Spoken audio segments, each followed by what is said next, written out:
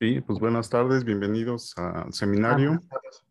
Rosita. de Reología y Fenómenos de Transportes del Laboratorio de Reología y Fenómenos de Transportes que está en la UMIES Campus 2 de la FE Zaragoza. Estamos en el Laboratorio 7, primer piso. Y pues como saben, estos seminarios los tenemos todos los viernes al mediodía. Y en esta ocasión, pues nos va a presentar su trabajo Rodrigo González García, que es de la carrera de Ingeniería Química y cuyo asesor, o más bien director de tesis, es el doctor Edson Emilio Herrera Valencia. Entonces, agradeciéndole su presencia, le voy a pedir al doctor Edson que haga la presentación y bienvenidos. Sí, primero que nada, pues, saludo ahorita, yo sé que están primero, buenas tardes, espero que se encuentren bien, que estén bien de salud y sigamos todos trabajando. Me da gusto ver a Rosa, a Raciel que está conectando, a Iván, a Laura, hola, a Rodrigo que está ahí y a los profesores, ¿no? Entonces, qué importante seguir con esta dinámica de los seminarios y yo sé que en esta semana fueron completamente las inscripciones y por eso muchos están en esas actividades.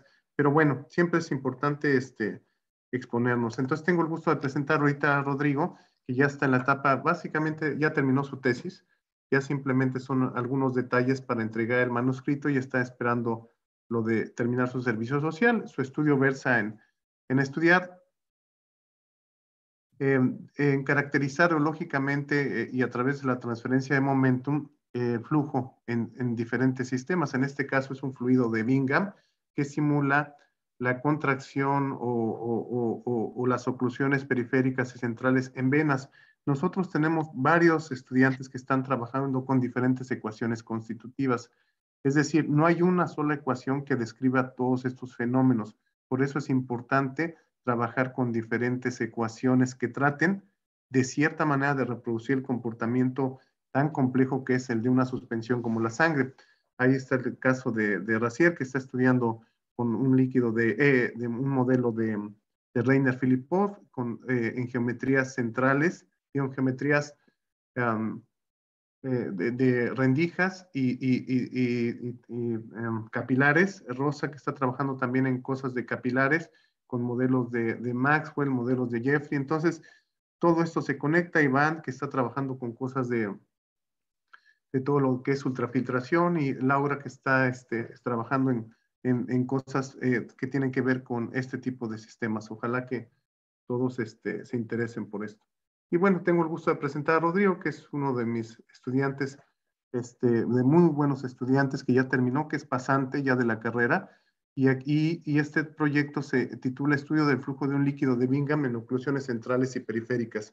Y los coasesores pues, son el doctor Fausto Calderas García y el maestro en ciencias doctorante Luis Antonio Ramírez Torres. Entonces, pues sin más preámbulos, pues, le damos la pista a Rodrigo y estamos a tus órdenes. Muchas gracias. Gracias, doctor Fausto. Y adelante, Rodrigo.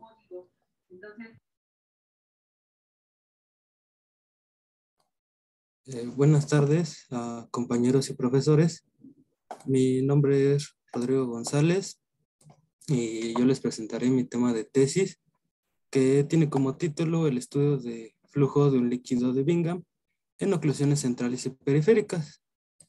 Soy estudiante de la carrera de Ingeniería Química y mi asesor de tesis es el doctor Emilio Herrera Valencia, aquí presente, y mis coasesores son el doctor Fausto y el maestro en ciencias Luis Antonio Ramírez Torres.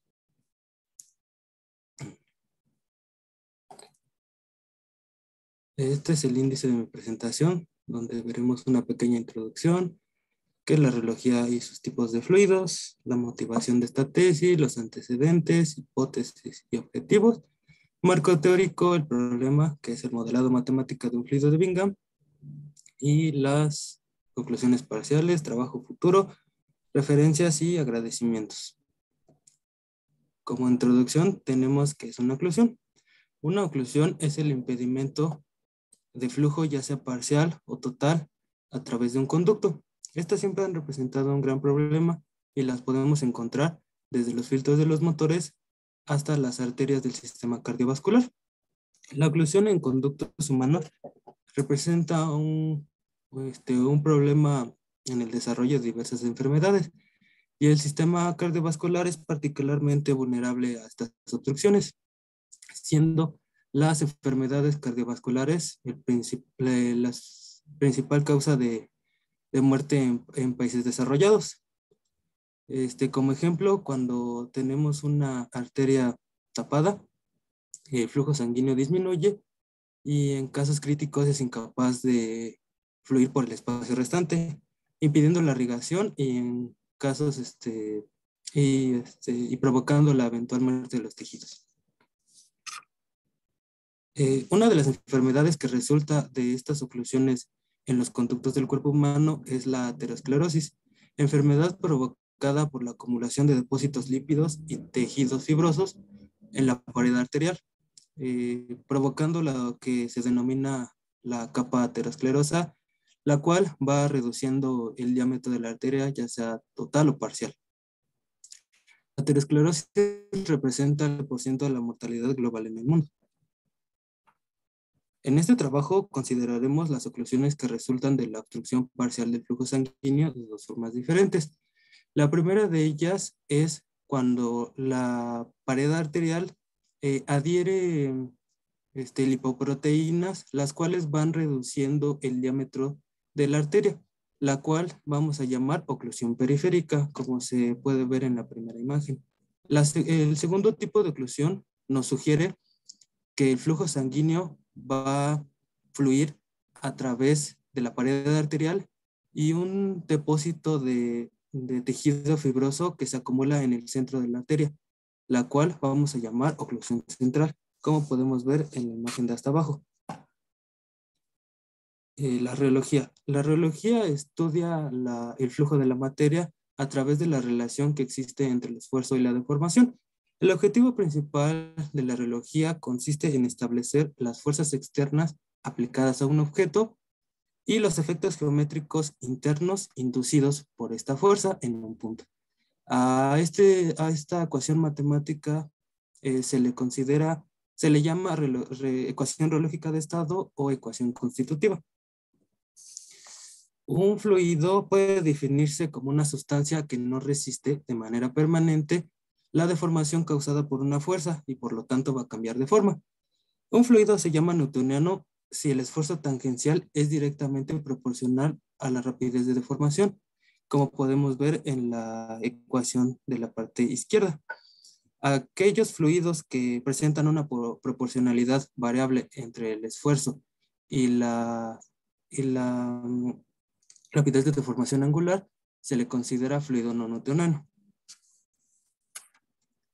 Los flujos inestables. La mayoría de flujos en tuberías que existen disponibles en la literatura se concentran únicamente en un flujo constante. Sin embargo, debemos prestar atención a los flujos inestables, puesto que pueden tener diversas aplicaciones, tanto industriales como biológicas. Podemos encontrarnos con que existen dos tipos principales de flujos inestables: flujo pulsátil y flujo oscilante puro. El flujo pulsátil consiste en un componente de velocidad que oscila con el tiempo superpuesto a un componente de velocidad constante. En cambio, el flujo inestable, el flujo oscilante puro, la velocidad varía con el tiempo y su velocidad constante va a ser cero. Este es un tipo especial de flujo pulsátil. Existe un interés en los flujos pulsátiles, ya sea turbulentos o transitorios, por su posible aplicación en el flujo sanguíneo. La motivación. Bueno, mi principal motivación es que el flujo volumétrico de líquidos en este tipo de sistemas ha sido ampliamente estudiado por varias ramas de la ciencia, desde la ingeniería química hasta la biorreología. Esta última ha cobrado interés por el campo de la medicina. Como ejemplo, en la biorreología, la caracterización reológica de la sangre humana pretende predecir el contenido de colesterol en la sangre como medida preventiva para su control, ya que los trastornos metabólicos últimamente han sido más frecuentes en el humano. Ejemplo de esto tenemos la hipercolesterolemia, o sea, el exceso de colesterol en la sangre, que tiene grandes repercusiones en la fisiología del sistema cardiovascular. Los flujos pulsátiles no newtonianos pueden tener diversas aplicaciones también en la mecánica de biofluidos. Como ejemplo de esto tenemos a los cristales líquidos viscoelásticos presentes en la seda producida por los arácnidos. Esta seda es producida a través de una fase líquida, fase cristalina líquida neumática aleotrópica, la cual va cambiando de forma a lo largo del hilado. Particularmente en el conducto de extrusión tubular, lo cual a lo largo del estirado de la fibra. Este paso es muy importante porque determina la microestructura de la seda ya solidificada, la cual tiene pues propiedades mecánicas fenomenales, las cuales ni las fibras sintéticas como el Kevlar han podido igualar, sin mencionar que son ecológicas, biodegradables, se fabrican a bajo presión y temperatura ambientales. Es por esto y otras características que si tienen interés en comprender cómo se diseña y se procesa la fibra de la seda de araña. Otra de las aplicaciones es el estudio de la curvatura promedio en sistemas biológicos que amplifican la respuesta mecánica y resonante en el oído humano. Muchas estructuras biológicas complejas tienen un comportamiento cristal líquido, como las que se encuentran en las células ciliares externas, las cuales amplifican la información en el oído, transformando la energía eléctrica a energía mecánica a través de un complejo dispositivo. Se han hecho estudios con el fin de modelar el comportamiento oscilatorio de las células ciliares externas con el fin de comprender su comportamiento, ya que la pérdida auditiva en la mayoría de los casos es causada por este deterioro de las células. El flujo pulsátil de líquidos complejos también es aplicable a la recuperación mejorada de petróleo. La extracción de cantidades adicionales se puede lograr mediante la inducción hidráulica en las formaciones rocosas utilizando tensoactivos catiónicos viscoelásticos, con el fin de romper la estructura subterránea y ayudar al mejoramiento de la recuperación del petróleo.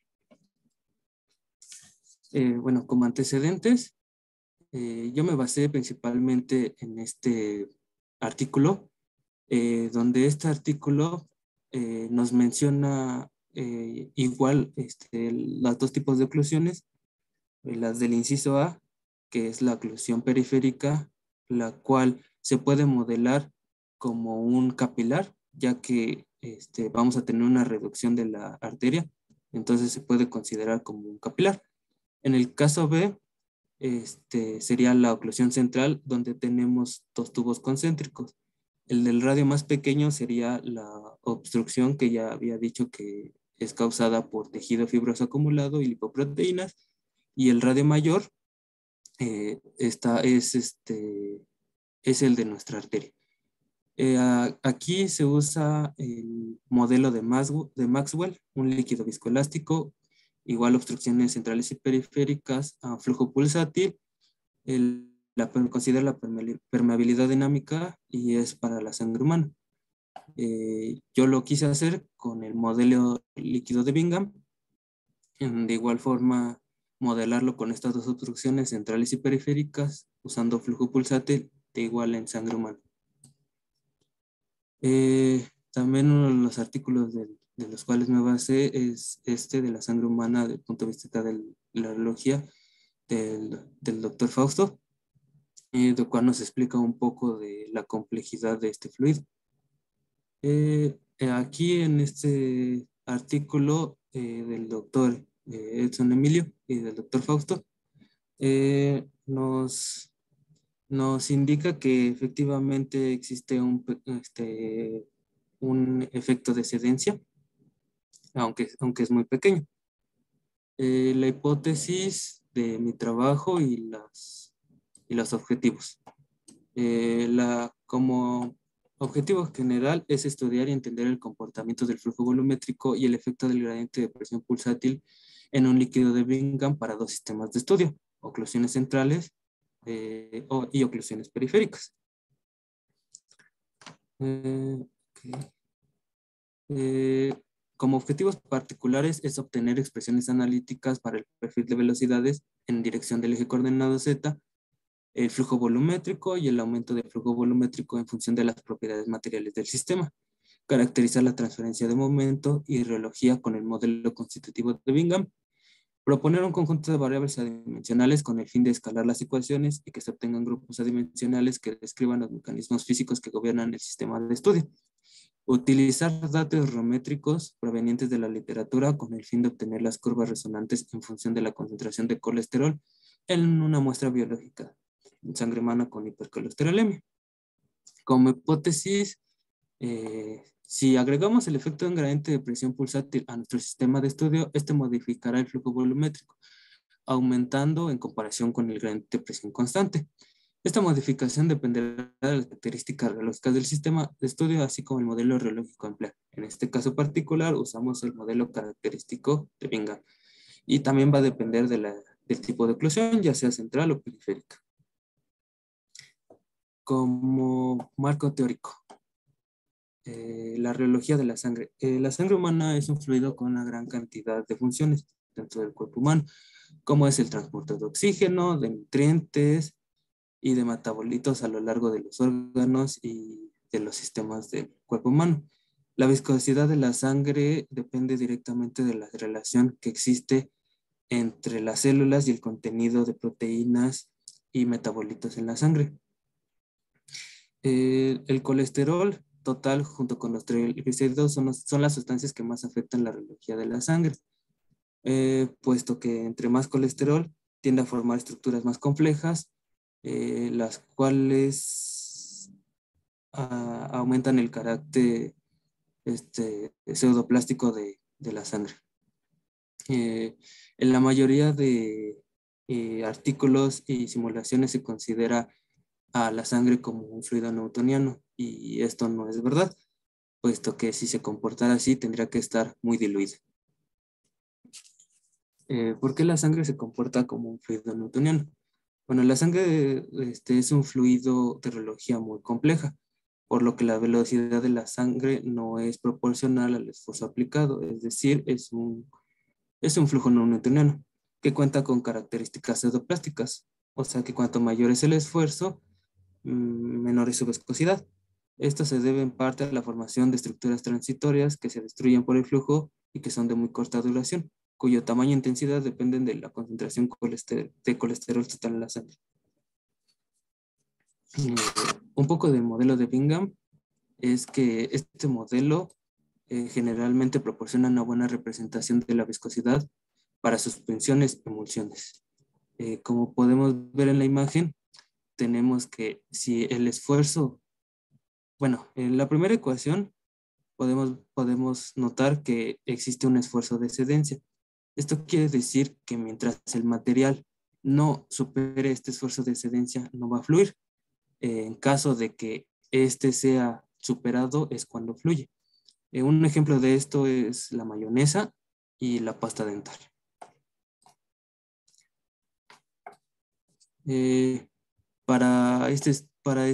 Esta tesis también se tomó en consideración el número de Bingham, el cual es un número dimensional que nos relaciona el esfuerzo de excedencia y el esfuerzo de la pared. Entre más cercano sea a cero este número, tiende más a ser un fluido. En cambio, entre más cercano sea al 1, tiende más a un sólido, por lo cual no fluye.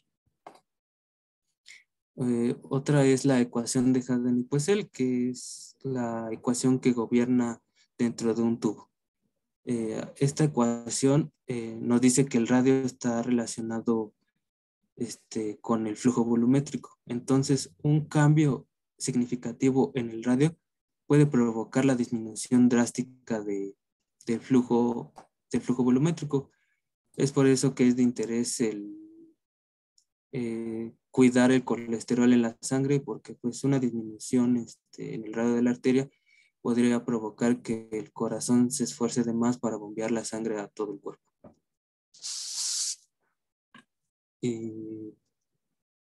Bien. El problema, como modelado matemático de un fluido de Bingham, donde usamos la ecuación constitutiva de Bingham. Para esto vamos a suponer, o tenemos ciertas consideraciones. En primera, que estamos trabajando con un líquido de Bingham. Vamos a trabajar en coordenadas cartesianas cilíndricas. Será un fluido incompresible. Estamos en estado estacionario, los mecanismos gravitacionales se van a despreciar y el fluido se deformará continua y reversivamente debido a un gradiente de presión, y solo tenemos flujo unidireccional en la coordenada axial Z. Las ecuaciones que vamos a ocupar son las ecuaciones de continuidad y momento, las cuales las pueden ver aquí. Y obviamente el modelo reológico de Bingham. Comenzando con la ecuación de continuidad. Como ya dijimos que es un fluido incompresible, pues la densidad no varía con el tiempo. Tenemos flujo unidireccional en la dirección axial, entonces el flujo radial y la coordenada angular se desprecian, quedándonos con esta parte. De la ecuación de movimiento, de igual forma, ya dijimos, tiene solo coordenadas axiales en Z y despreciamos las fuerzas gravitacionales.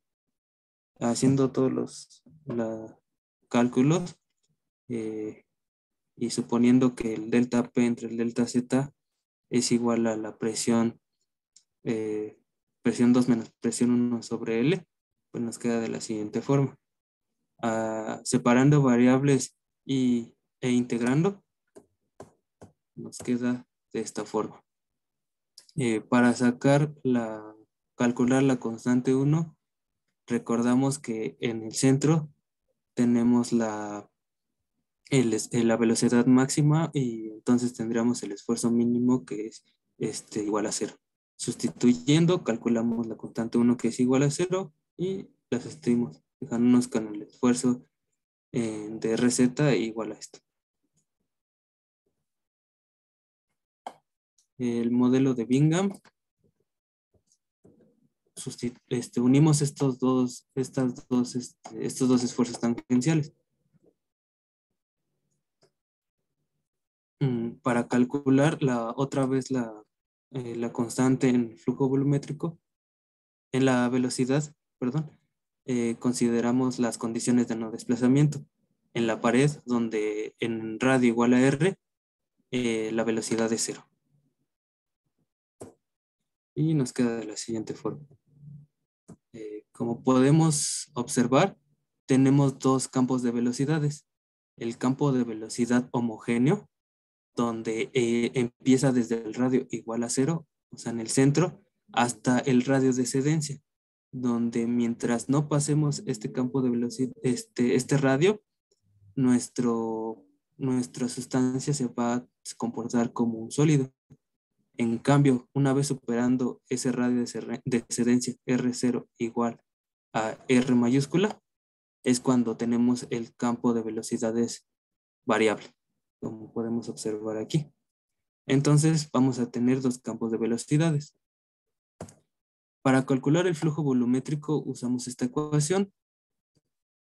Calculamos la primera integral. Y como ya habíamos dicho, tenemos dos campos de velocidades. Entonces vamos a calcular ambas. Para esto vamos a separar la integral desde las condiciones desde radio igual a 0 y el radio de excedencia, y para el campo de velocidades homogéneo más otra integral que va a considerar el radio de excedencia hasta el radio de la pared en el campo de velocidades variable. Y nos quedamos con el flujo volumétrico, que es este. En resumen, pues tenemos que el flujo volumétrico lo podemos separar para que tengamos todo en términos de la fluidez aparente. Considerando que el esfuerzo en la pared es igual al delta P entre 2L por el radio de la pared. Y la fluidez aparente queda como 1 sobre mu, 1 menos 4/3 del Bingham, porque como recordamos, el Bingham nos relaciona el esfuerzo de excedencia entre el esfuerzo de la pared. Y nos queda de la siguiente forma. Esto es para el capilar. Ahora lo haremos de igual forma, el mismo procedimiento, pero ahora para la corona circular. De igual forma tenemos que tomar ciertas consideraciones, que es un líquido de Bingham, que vamos a trabajar en coordenadas cartesianas cilíndricas, que es un fluido compresible, que es un estado estacionario, los mecanismos gravitacionales se desprecian y el fluido se deformará continua y reversiblemente debido a un gradiente de presión. Aquí ya no, a diferencia del capilar, que teníamos 2 radios, aquí vamos a tener 3. Capa R, que es nuestro radio menor, que es el de la obstrucción. Lambda R, que está entre nuestro tubo interior y el tubo exterior. Y R igual a R mayúscula, que es el radio de mayor cilindro. De igual forma, comenzamos con la ecuación de continuidad. Despreciamos las otras coordenadas porque solo vamos a hacer en la dirección Z. Y esto, les repito, es prácticamente lo mismo. De igual forma, vamos a considerar la velocidad máxima, que como habíamos dicho es lambda igual a R, lambda por R, que es nuestro radio que está entre los dos tubos concéntricos, donde vamos a tener el esfuerzo igual a 0. Sustituyendo, nos queda de la siguiente forma, donde nombramos a T como el esfuerzo de corte adimensional y epsilon como la coordenada radial adimensional.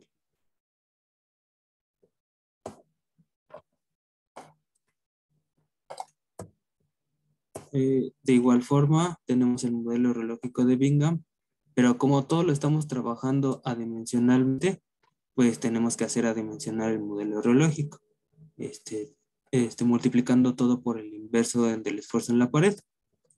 Y nos queda de la siguiente forma, donde T sub 0 es igual al esfuerzo de excedencia adimensional y pues la velocidad también la tenemos que hacer adimensional, multiplicando por el inverso del esfuerzo en la pared. Y nos queda de la siguiente forma. Phi es la velocidad dimensional. Aquí vamos a tener el campo de velocidades, pues ahora vamos a tener 3 tipos. El primero es un campo de velocidad variable que va a ir desde nuestro radio igual a capa R hasta radio igual a lambda negativa R. El segundo campo de velocidades es el homogéneo, es el que va a ir desde R igual a lambda subíndice negativo R hasta R igual a lambda positivo R. Y por último, el tercer campo de velocidades, que igual es variable, donde va desde lambda positiva R hasta R igual a R mayúscula. Los límites del campo de velocidades homogéneos los vamos a definir como lambda negativo y lambda positivo. Pero de igual forma, todo lo tenemos adimensional, tenemos que hacerla adimensional. Nos queda de la siguiente forma, sustituyendo en el esfuerzo adimensional.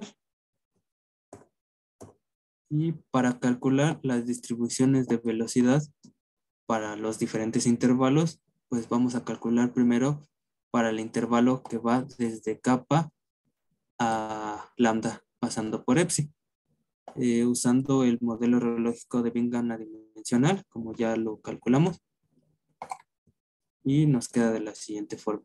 Usando las condiciones límites, donde de igual forma la tenemos a dimensional y la tenemos que pasar a dimensional, donde la velocidad es igual a 0 cuando el radio es igual a kappa r, o sea, en la pared del radio del cilindro menor. Sustituyendo, tenemos ya el campo de velocidades para phi negativa, que es de nuestro campo de velocidades 1. Para calcular el campo de velocidades de 3, que va desde lambda positivo hasta 1, de igual forma hacemos lo mismo. También consideramos las condiciones límites donde la velocidad es igual a 0 cuando el radio es igual a R mayúscula, que es en la pared de nuestro radio mayor. Lo pasamos a dimensional y tenemos nuestro segundo campo de velocidades. Por último, para calcular el tercer campo de velocidades, que es phi 0, que va desde el intervalo del lambda negativo a lambda positivo, que es el campo de velocidades homogéneo, pues sabemos que phi 0 va a ser igual a phi positivo sustituyendo a epsilon, a epsi por lambda positivo, y nos queda ya por último el tercer campo de velocidades, de velocidades homogéneas, que es phi 0. Y en resumen aquí tenemos los tres con sus diferentes intervalos. Ahora, para calcular el flujo volumétrico usamos la misma ecuación, pero a diferencia del otro, aquí tenemos tres regiones. Entonces vamos a calcular tres diferentes integrales, las cuales van desde kappa r hasta lambda negativo r, para el campo de velocidad negativo, lambda negativo hasta lambda positivo r para el campo de velocidades, y lambda positivo por r hasta r en el campo de velocidades positivo. Para calcular el primero, pues de igual forma todo lo queremos adimensional, incluyendo el flujo. Entonces, para hacer la velocidad adimensional, sustituimos por el inverso y calculamos. Haciendo la integral, separando variables, nos queda de la siguiente forma. Se va a repetir el mismo procedimiento para las dos regiones restantes. Y nos queda de la siguiente forma. Omitir los pasos porque iba a ser muy tardado estarlos explicando todos. Y en resumen, pues el flujo total sería el flujo en las tres diferentes regiones. Entonces, solo lo sumamos y nos queda de la siguiente forma. Donde igual el flujo volumétrico lo podemos dejar en función de la fluidez aparente, sustituyendo el esfuerzo en la pared. Entonces nos queda que la fluidez aparente es 1 sobre mu por 1 menos kappa al cuadrado a la cuarta menos 2 lambda al cuadrado por 1 menos kappa al cuadrado menos 4/3 del Bingham, 1 más kappa al cubo más 1 más Bingham sobre 3 por 4 lambda cuadrado más Bingham al cuadrado, todo esto elevado a la 3 medios. Y pues aquí sustituí el T subíndice 0 por Bingham porque pues es lo mismo. Y en resumen, tenemos el flujo volumétrico y la densidad, la fluidez aparente para el capilar y para la corona circular. La primera gráfica que obtuve no está en función de la fluidez y el Bingham, donde podemos observar que, como había dicho, entre más cercano sea a 0 nuestro número de Bingham, va a fluir ahora sí que con mayor fluidez. Y entre más se acerque al 1, pues podemos ver que su fluidez es 0 porque se va a comportar como un sólido. De igual forma, el flujo volumétrico, aquí podemos ver que un cambio muy significativo en el Bingham pues va a tener un drástico cambio en el flujo volumétrico. Y entre más cercano a 1, pues ya prácticamente no va a fluir. De igual forma, en la corona circular, para la fluidez. Aquí podemos notar que hay que ser muy cuidadosos a la hora de seleccionar nuestra capa y lambda. Pues si lo ponemos en 0, pues va a tener el mismo comportamiento que el capilar, puesto que no no va a haber una obstrucción. Y entre vayamos modificando capa y lambda, pues vamos a tener un comportamiento diferente en la fluidez. Para un capa de 0.05 y lambda 0.3 ya nos acercamos a una fluidez negativa. Entonces podemos ver que aquí no es correcto. Entonces sí hay que tener mucho cuidado a la hora de seleccionar esos datos. De igual forma, para la corona circular tenemos el flujo volumétrico en función de el Bingham, con diferentes datos para capa y lambda.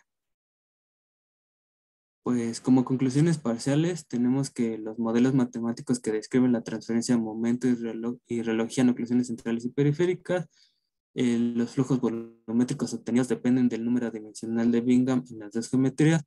El número de Bingham es un cociente entre el esfuerzo de excedencia y el esfuerzo cortante. Y la oclusión central muestra 3 zonas de flujo en contraste con la oclusión periférica, que solo muestra 2 zonas de flujo. Y para el flujo pulsátil usamos un esquema perturbativo, el cual el esquema perturbativo va a estar basado en la serie de Taylor. Vamos a usar el estado base como el flujo volumétrico en estado estacionario, que fue el que calculamos, y el aumento lo vamos a sacar tanto en oclusiones centrales y periféricas. El gradiente de presión pulsátil está dado de esta forma por un parámetro perturbativo epsilon, el gradiente de presión pulsátil de esta forma y el aumento de flujo de esta forma. Aquí se me olvidó ponerle que es el promedio. Entonces el esquema perturbativo queda de la siguiente forma, donde Q0 es el orden 0 en estado estacionario y flujo de gradiente de presión constante. Y Q1 es de primer orden, donde ya tenemos la contribución del gradiente de flujo pulsátil de la siguiente forma. Para el orden 0, pues tenemos que es igual a 0 el aumento. Y para orden 1 nos queda de la siguiente forma. Aquí calculamos el promedio, como ya les había dicho, y nos quedamos con esta última ecuación, donde el aumento queda de esta forma. Y en resumen, pues aquí está todo lo que se tiene hasta el momento. Obviamente faltan muchas cosas y mejorar todo esto, sacar otras gráficas en función del aumento. Pues las preguntas que me hicieron en el primer seminario, el doctor Fausto me dijo que por qué no había considerado las entradas y salidas. Y entonces solo se va a considerar que el flujo se encuentra totalmente desarrollado. O sea, no se van a tomar en cuenta las entradas ni salidas, pues para evitar que el sistema sea más complejo. Y el maestro en ciencias, doctor Ante Luis Antonio, me dijo que si las condiciones de frontera en la interfase daban un salto y pues no, las condiciones de frontera en la interfase son continuas, es decir, los perfiles de velocidades y el esfuerzo son funciones continuas, no hay una condición de salto. Y pues mi trabajo futuro es las simulaciones del flujo pulsátil en líquido de Bingham, que ya estamos trabajando en eso, ya casi están, pero pues falta darles detalle. Y dar un tercer seminario en abril para pues ya sea un antes al examen de tesis, ya que quede mucho mejor. También ya terminar la tesis de licenciatura, la defensa oral del examen de grado de licenciatura, un trabajo enviado a una revista de investigación, prepararme para el examen de admisión del programa de maestría y doctorado de la ingeniería de la UNAM y estudiar el idioma inglés para obtener un certificado de comprensión de lectura. Mis referencias son estas y mis agradecimientos. Y pues eso sería todo de mi parte. Muchas gracias. Le agradecemos a Rodrigo su presentación y vamos a pasar a a preguntas y respuestas y comentarios y críticas, todo lo que quieran ustedes aportar. Por favor, indíquenos con el audio o en el chat. Bueno, aquí parece que el doctor Edson, adelante. Sí, nada más un comentario. No, felicitarte, Rodrigo. Muy buena presentación y todo. Nada más hay algunos detalles. Yo creo que también hay que hay que buscar la manera de condensar más este material. Está bien explicado, pero te quería comentar ahí una cosa. En la ecuación esta que tienes del esquema perturbativo, si la puedes poner, ahí, creo que es ahí. Sí, ahí aparece un signo negativo. ¿Por qué aparece un signo negativo ahí? Porque se va a multiplicar por el signo negativo que tenemos Ujú, aquí. ujú. Estaba. Ujú. Permítame.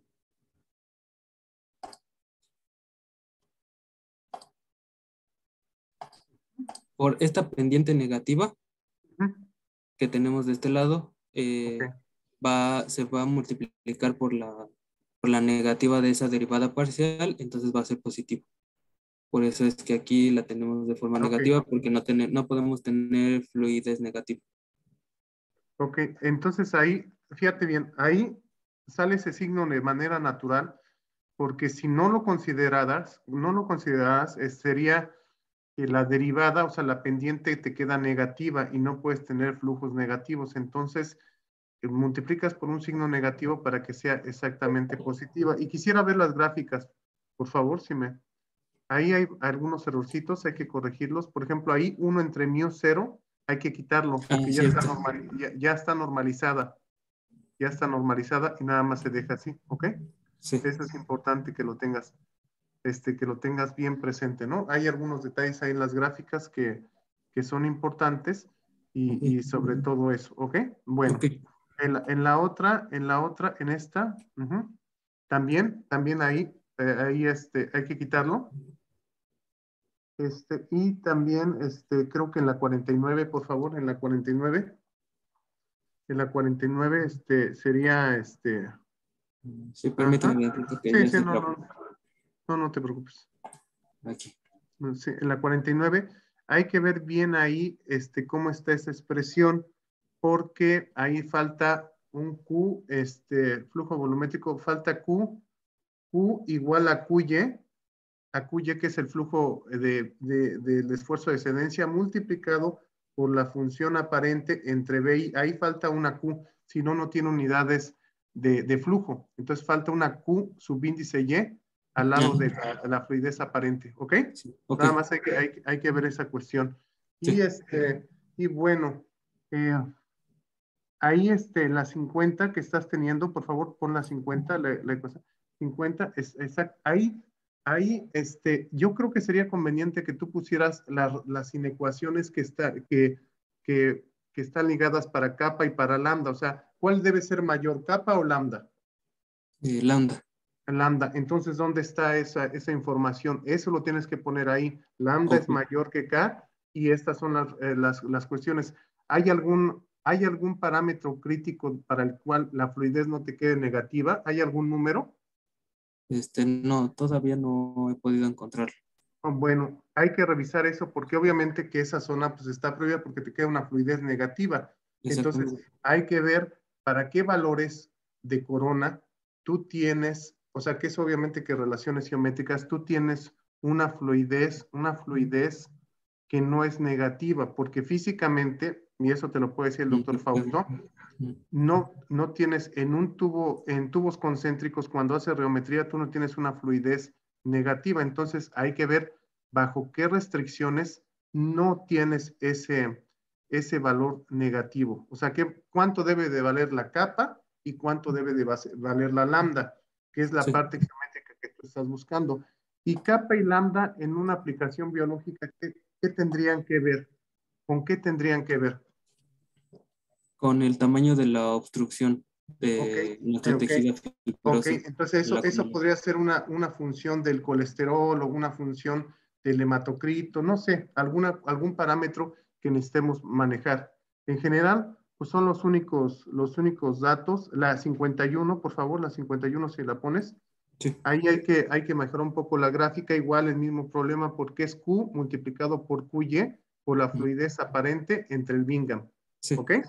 Entonces eso hay que ponerlo bien y hay que corregir esa gráfica, o sea, bajar con lo que estuvimos trabajando allá. Pero en Sí. general, yo lo veo muy bien y ya para mí es suficiente el trabajo. Obviamente que hay cosas que se pueden mejorar, pero ya es un trabajo finito y con eso es suficiente para que te titules. Igual, varios de tus compañeros, Raciel, Rosa, también ya tienen que titular. Igual, Iván también, Laura. Entonces, para mí está correcto y agradezco mucho al doctor Fausto, pues, siempre, pues, haber iniciado en la FE Zaragoza estos seminarios que son muy benéficos. Ya había un avance considerable y para mí está muy bien. Te felicito. ¿Ah? Y Gracias. también por el promedio y que ya terminas tu carrera. Muchas Muchas gracias. gracias. Y Gracias, doctor gracias, Fausto. gracias al doctor Edson. Pues alguien más que guste participar. Luis, Iván, ¿alguna Sí, pregunta? sí, Luis, doctor. adelante. Me gustaría hacer un par de preguntas. Primero, gracias por tu presentación, Rodrigo. Es una Gracias. presentación buena. Hay que hacer las correcciones que siempre nos indican los doctores, ¿verdad? Para mejorarla. Y Sí. mi primera pregunta sería, ¿cómo relacionarías, digamos, algún efecto de la composición de la sangre, de colesterol, hematocrito, etcétera, con el fenómeno de esfuerzo a la sedencia? Pues queda documentado que, o sea, sí existe en la sangre un esfuerzo, aunque de sedencia, aunque no está tan pronunciado. Entre mayor contenidos de colesterol y triglicéridos, aumentan las propiedades pseudoplásticas y este esfuerzo de sedencia crece un poco. Entonces estaría relacionado que entre mayor colesterol tengamos en la sangre, pues la rheología de la sangre se comporta un poco más con ese esfuerzo de excedencia. Sí, Tiene que ver con efectivamente. las concentraciones de colesterol. Sí, efectivamente, alteraciones en la composición química de la sangre, pues efectivamente pueden aumentar o disminuir el esfuerzo a la sedencia. Para el caso de la sangre, hay una estructura específica que se manifiesta a a muy baja rapidez de corte, que de hecho es la responsable del esfuerzo de la sedencia. ¿Cuál dirías que es esa estructura? Se ha documentado también mucho acerca de eso. Estructura. Es una estructura especial en donde los glóbulos rojos se apilan, ¿no? Como si fuera una torre. Sí, sí, sí, sí, sí. Ahorita no recuerdo el nombre, pero sí, Ok. ya lo habían mencionado otros compañeros igual en seminarios, pero no recuerdo muy bien. Creo que era el Relux, algo así. Ah, exactamente. Es el rouleau, ¿no? Es la Reloj. estructura de rouleau. Estas estructuras pues se manifiestan a muy baja rapidez de corte y bueno, el esfuerzo de la sedencia pues seguramente se manifiesta a esa rapidez de corte. Entonces también toma en cuenta que son alteraciones en la composición sanguínea y además la estructura culpable de ese fenómeno pues es el rouleau, ¿verdad? Entonces yo te recomendaría que estudiaras un poco, no entres en demasiados detalles, pero estudiaras un poco del por qué se forma el rouleau y Ok, y si es posible, cuáles son las sustancias que son las responsables de esa formación, porque son enlaces intermoleculares, ¿no? Al final. ok. Bueno, ya por último, Rodrigo, podríamos ver tu diagrama de las oclusiones, de corona, por favor, corona circular. ¿Ese? Exactamente. Entonces, bueno, este comentario ya te lo hizo el doctor Emilio. Ujú, Siempre, para que se cumpla tu diagrama, siempre ujú, lambda debe de ser mayor que kappa, ¿verdad? ujú. Entonces, ese es un requisito matemático muy importante, porque de lo contrario, pues entonces tendrías otro diagrama y probablemente ese sea el motivo de los valores negativos de fluidez, por ejemplo, ¿no? Entonces, siempre hay Sí, que tomar en cuenta que lambda es mayor a kappa, ok, ¿no? ok. Y el motivo de eso es por el diagrama, para que se cumpla tu diagrama. Por último, te agradezco, gracias por responder mi pregunta. Efectivamente, esas interfaces no son discontinuidades. En realidad es como bien mencionabas, pasamos de una zona de flujo homogéneo, de perfil de velocidad plano o flujo pistón, hacia otra zona donde tenemos un perfil de velocidades al menos lineal, ¿no? Que en este caso es parabólico. Y efectivamente es una continuidad nada más, ¿sale? Sí. Donde el perfil de velocidades es plano, es el flujo de un sólido elástico, ¿ok? Que es para esfuerzos menores al esfuerzo de la ascendencia, y el perfil de velocidades parabólico es de un líquido que se deforma continua e irreversiblemente. También toma en cuenta que el modelo de Bingham sugiere un esfuerzo a la ascendencia y después tiene un comportamiento newtoniano, ¿sale? Por Sí. por ahí mencionaste que era pseudoplástico, pero no. Es primero Ok. esfuerzo de la ascendencia y después tienes un comportamiento newtoniano, ¿sale? Ese es el modelo de Bingham. Por Sí. supuesto, el siguiente paso pues, es Hershey-Bucle, ¿verdad? Que es Sí. esfuerzo de la ascendencia y luego un comportamiento pseudoplástico o engrosante, ¿no? Pero es bueno este modelo de Bingham. Tú ya viste que hay parámetros interesantes, el número de Bingham, por ejemplo, y pues a grandes rasgos es una investigación muy interesante. Y ya para acotar, vas a presentar en tu examen de licenciatura hasta método perturbativo o hasta los perfiles de velocidades a presión, a gradiente de presión constante. Es una pregunta. Pues discutiéndolo con el profesor Edson, pues me sugirió que sí metiéramos el flujo pulsátil y el aumento. Hasta ahí quedaría el examen de tesis. Vale, Hasta ahí ok, yo presentaría, pero sí vale la pena seguir estudiando los modelos de sedencia que ahora que son independientes al modelo de Bingham. hecho. Ok, sí, está bien. Sería todo, Rodrigo. Nuevamente, felicidades. Muchas gracias Gracias. por los comentarios y las observaciones. Al contrario. Le agradecemos al maestro Luis por su participación. ¿Alguien más? Ya tenemos poco tiempo. Si no, pues voy a aprovechar. Rodrigo dice algunas anotaciones de algunos errores de dedo en las diapositivas. Ok, Entonces de una vez los vemos rápido. Miren la sí, 8. Si puedes irte a la diapositiva 8. sí.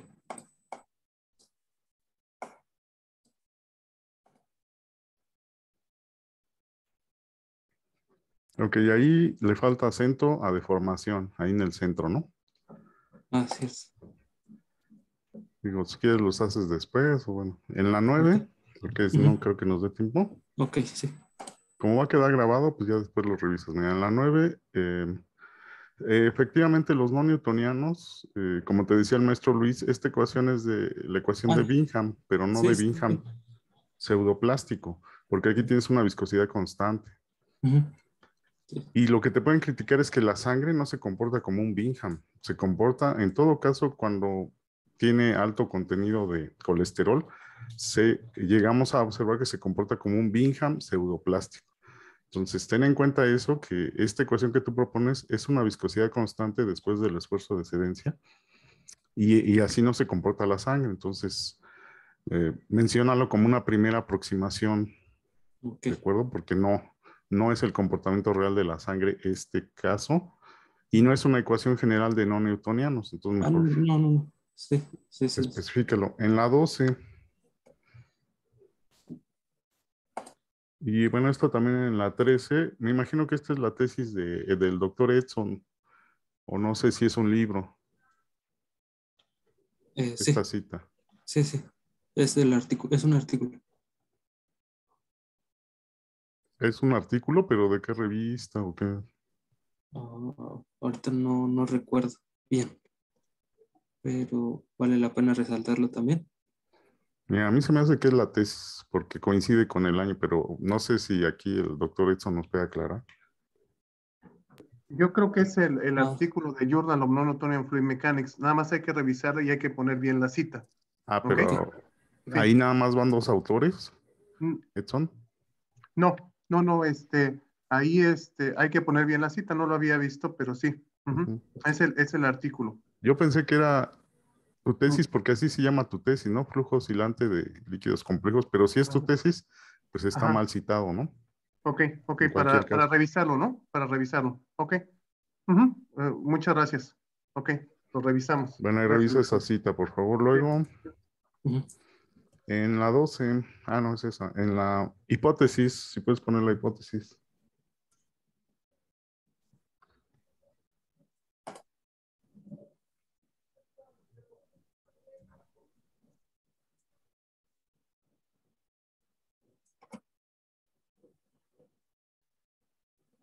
Ok, en la hipótesis, no sé si sea yo, pero no vi que mencionaras las oclusiones que pues, está en tu título, ¿no? Entonces, debes de mencionar en tu hipótesis esa parte importante de tu trabajo, o sea, ¿qué va a pasar con las oclusiones?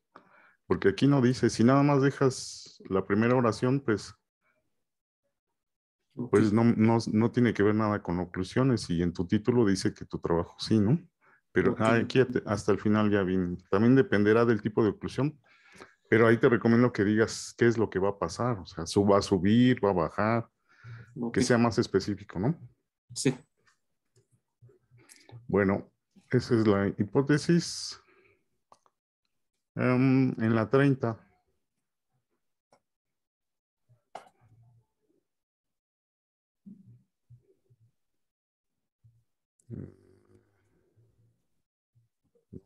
Ahí. A ver la que sigue. Entonces en la 29, perdón, 29. Sí, mira, aquí en la 29 dice los mecanismos, le falta la S. Y lo mismo pasa en la 37, ahí después lo corriges. Ok. Le falta la S. Luego en la 41, aquí. Aquí, donde dice límites, lleva acento y no lo tiene, ¿no? Aquí, le falta un acento en límites. Sí.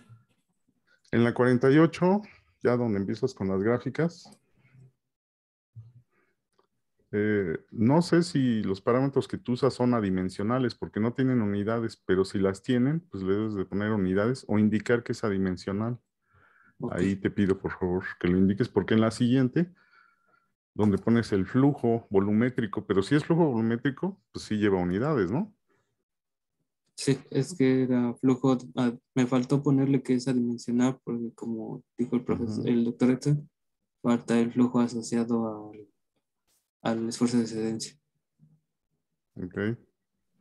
Bueno, indícalo. Y en la 50, pues sí, lo que te comentaba el doctor Edson. Ujú. ¿Cómo interpretas tú una fluidez negativa? Sí se puede interpretar físicamente, ¿no?